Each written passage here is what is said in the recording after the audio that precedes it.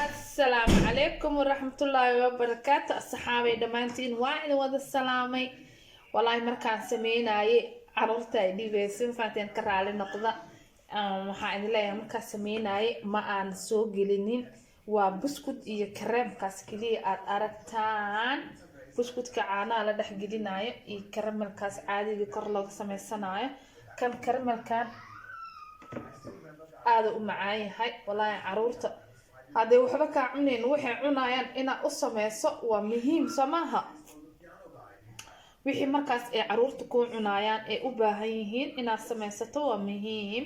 saaka wiilkayga yarkan wuxuu igu dhahay hooy macaan waa ku baryaa noo samee keegi macaanaay markaasaan kadib wallahi supermarketka aaday aan soo iibiyo waa buskud iyo caanahaas kaliya kareemkaas kor laga saarayo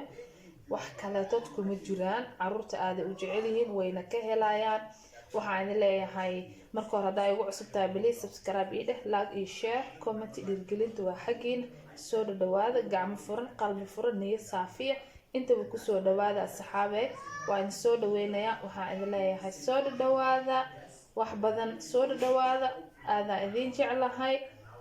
hadda waxaan leeyahay ya inaba caadi ma aha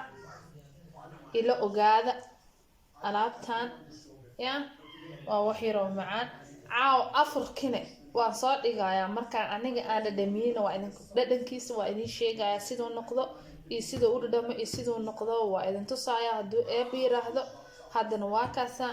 daabasho wacan saxaabe soo dhawaada like iyo share iyo comment filimka uu iska gaaban yahay waa wax yar oo iska gaaban iga raali noqda ma fahanteen dawaa kaasa